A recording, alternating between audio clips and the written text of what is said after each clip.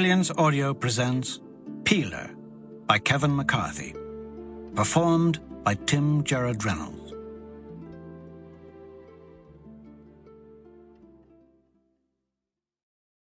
One.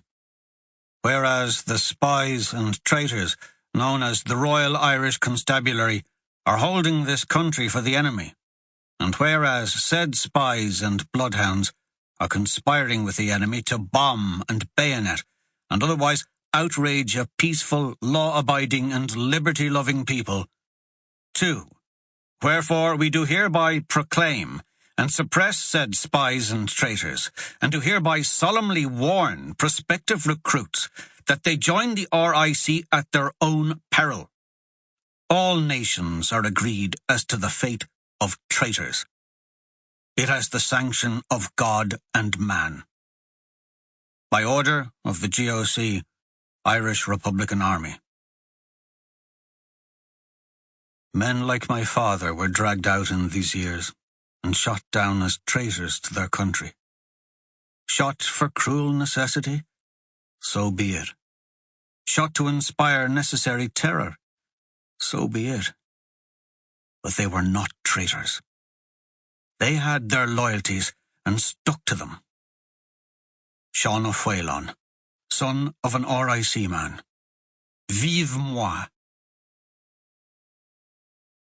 Friday, 26 November 1920. Word of the body had come from the wife of a shopkeeper in Ballycarlton.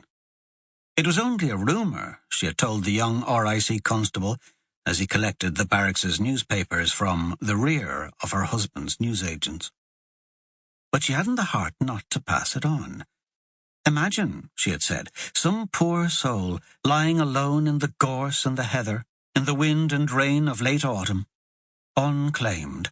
A young woman, she had told the constable, her hand resting on his forearm, speaking quickly in a breathless whisper, eyes darting left and right, lest someone should see her speaking to a peeler.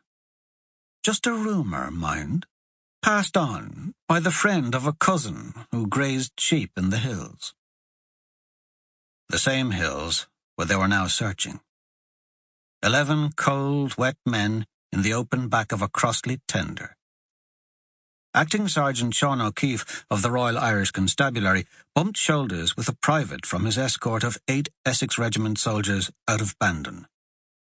With him, from the barracks, were Constables Logan and Keane, O'Keefe only bringing the recently sworn-in Keane because it was he who had been given the tip on the body by the newsagent's wife.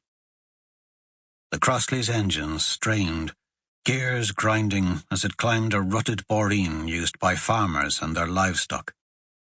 O'Keefe scanned the landscape for any sign of the body. The squaddies scanned the sky for rain through the chicken wire mesh that shrouded the back of the Crossley. The chicken wire kept out grenades, but not the weather. O'Keefe knew the soldiers resented being there, dragged away from a warm fire to run escort for 3 peelers searching for a body that probably didn't exist.